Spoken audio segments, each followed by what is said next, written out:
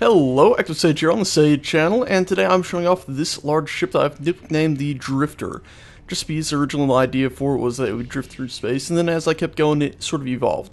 This ship, as you might guess from its blue color scheme, is a civilian ship, also by its lack of weapons, that is designed to transport cargo. So it's another one of my large cargo ships. Now, this one, unlike the other ones, is slightly more open and fairly different design. The main idea is that this center part here isn't actually where the cargo is. This is actually where the reactors for the whole setup are. So down the middle of it we have a bunch of reactors. I'll actually go ahead and show you through the windows, because these are actually windows that line the thing. Remember, it's a civilian vehicle, so a lot of it's more funny. You can see in there a cargo container actually, but most of these, if I barely look in there, you can see a reactor. So there's bunches of them. I'll show you the interior in a minute. So this thing has storage containers for the fuel at either end, and then reactors all down the middle. And then we have these large nacelles here, and these are actually its main propulsion system. So if I was to fly towards the back of them, you can see here they all have a bunch of engines on the back and a few small ones just for the heck of it. And they actually add up to quite a few to push this ship forward, and we even got a few there. Those are mainly just for looks again. And if I fly along to this side, you can see that we indeed have engines on all sides of them, except for, of course, the inner side, because we wouldn't want to risk the flames shooting in and damaging, the connector to the reactor assembly and stuff, or fuel holdings. But we do have them, of course, on all the other sides. But what we do have on this inside area here are these windows. And if you were to look in there, you can see very barely a large cargo container. And that's where all the cargo is on the ship. It's actually stored behind these glass panes there. The idea being that if maybe there was ever a different type of cargo container, you'd be able to look directly into it. That way you could show off what's in the ship as you were pulling into a huge spaceport. Otherwise, it just sort of looked cool to have those pieces of glass there. Also, you probably noticed all these little orange lights. I sort of felt it would be nice to have nice running lights, basically, on the outside of the ship. That way, if it was flying through a very dark area, you'd be able to see all these lights lighting up, and it's pretty cool, even though you can see a few of them disappearing and reappearing as I move farther and closer to them. It's because simply it's their far clip plane where the lights stop being rendered. Anyway, here's some more of the engines. You can see that we have a whole bunch allowing us to move in all directions. So we got this line there, that line there, and then of course on the other nacelles we have the line there and there, allowing actually quite a few facing this way. And of course that is mirrored on the top, the bottom, and the other side, so you have tons and tons of propulsion really. And actually I believe we still have enough at the back to move it as quickly forward as we do from the sides. Now as for stopping power, the ship is pretty limited. As at the front here you can see we have just a few engines at the front of each of the nacelles, so the ship will not be able to stop that quickly, but well, let's just hope you plan ahead for that and then slowly drift the ship into docking sideways and then face the front here towards wherever you're docking with, because this is actually where the docking pieces are to unload the main supply. Because we have our connector right here. If we were to pop that open, you can see we can access most of the stuff in the ship. This is just in creative, so there's nothing stored in there, not even uranium really at this moment, but that has a pipe that leads all the way back to all those containers in there. Anyway, enough of me babbling on about the outside of the ship. I should probably show you the inside of the ship, and there is really only one way into the ship. It's designed to drift through space, at least that was the original idea, so I was feeling pretty comfortable with just one door in and out of it. And this would be crewed by probably a maximum of 6 people, and frankly all but 1 or 2 would be asleep most of the time the ship was going from point A to point B. So let's go ahead and go through here. These connectors, by the way, they lead only to the engine sector here, so they don't connect with everything else. That means if you're transporting uranium, it's not going to automatically be pulled into the reactors to power the ship itself. You'd have to transfer it manually if you ended up in a spot of bother, but you shouldn't, considering how big the ship is. So here we go, we've flown inside, and you can see now inside this large area there's actually a fair amount of space to maneuver. It does get a bit cramped while flying along here, but you can see if I get up and around here, there are bunches and bunches and bunches of reactors. There you go, you can see them going on that way pretty much forever it seems. And of course there's those windows we were looking at earlier. And yeah, here's the 2 storage containers for the fuel to power this ship. And if we were to fly down here all the way to the far end, let me see if I can get a good spot where I can just drift through. Here we go. This should allow us to drift through without any issue really.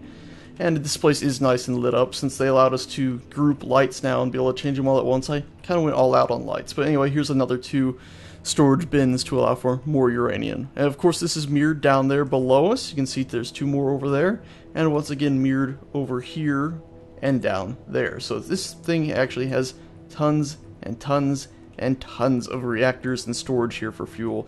So I don't think this ship would ever have to worry about energy issues. If there was a way to connect this ship and actually transfer energy, you could technically use this as a colony starter. So basically you would fly it out to a location and plug it in, and it would be the main power source for a colony, and then you just take the supplies off it. Unfortunately, it doesn't have any assemblers or anything on board because this is supposed to be just a cargo ship, but if you were going to be using it as a colony starter, I assume you'd be doing some minor retrofitting. Also, by the way, this is the main hallway down the whole length of the ship. It leads from here all the way down into the front section where the control room and everything else is.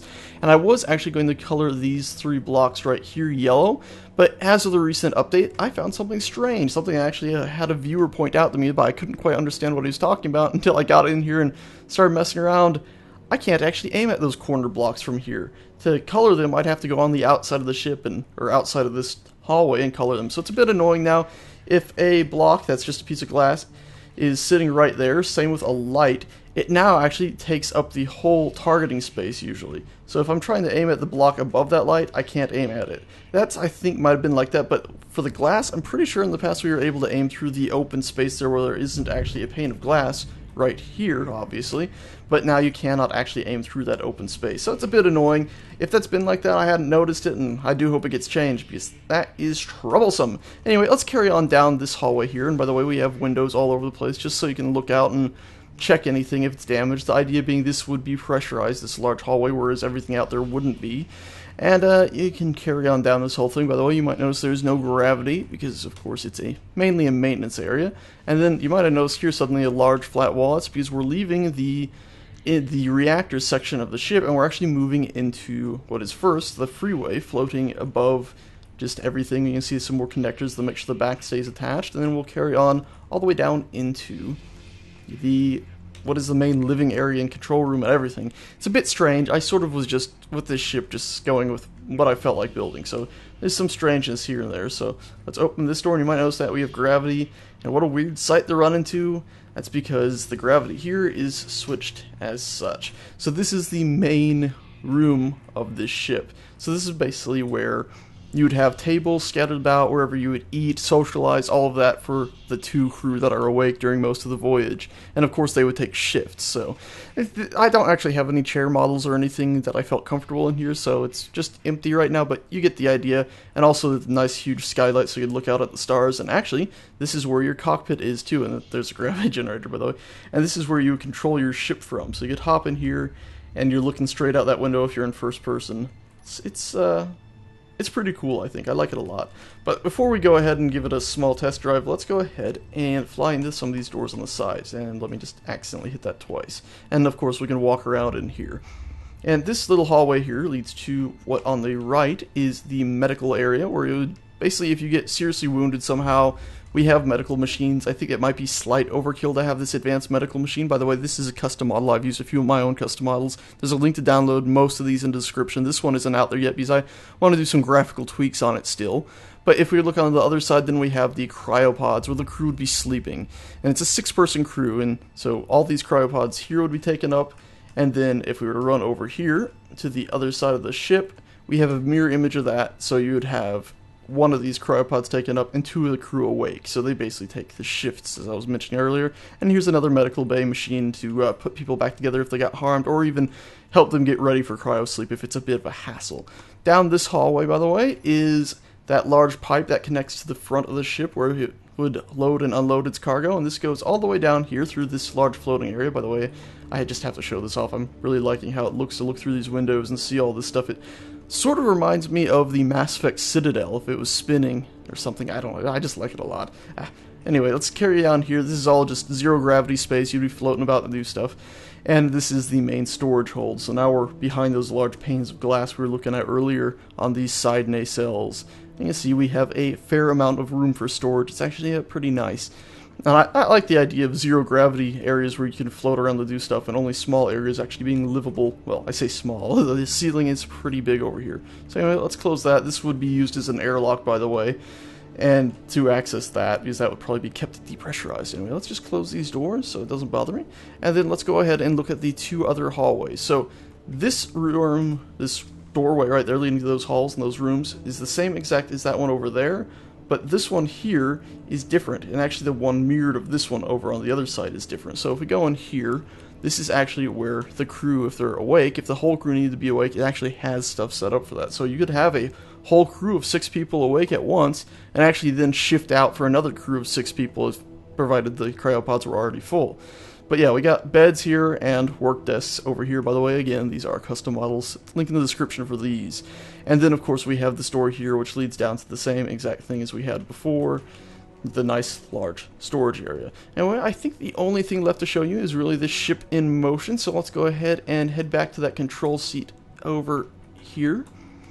And hop in that. It's a bit strange to have that, but like I was saying, I sort of just felt like building a nice big room here.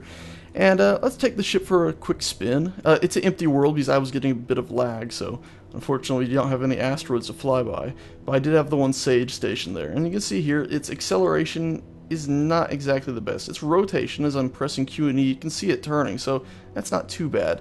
If I was to change anything about this ship, well, I changed 2 things. First off, I think the large arms connecting from the center to the nacelles, I would make them sweep back at a more comfortable angle, sharper angle probably.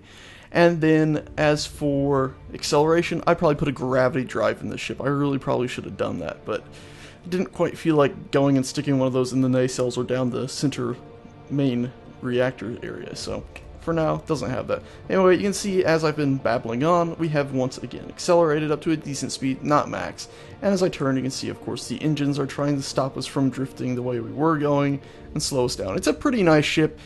It turns really, really well, I find. It's pretty awesome. 168 gyroscopes, you know, so it's not too bad. But as for its actual acceleration, it's not exactly ideal, so I don't know, you'll have some trouble with that, and of course, like I said before, the braking is not exactly the best. Anyway, that's this ship, the Drifter. Yeah, another name for the reason it's called the Drifter is because if you were to look at it sort of like this, it's a bit hard to see, but the idea is it sort of looks like a bit of something that would come off a tree and drift down to the ground. Yeah, if you were to rotate your head to the left right now. Anyway, yeah, that's about that. Thanks a bunch for watching, guys. This ship should be up on the Steam Workshop for download if you would like to get your hands on it and poke around yourself and fly it about, maybe stick a gravity drive in there and have a bit of fun. It'll be up there if you want it. Anyway, again, thanks a bunch for watching, guys. I'll see you next time.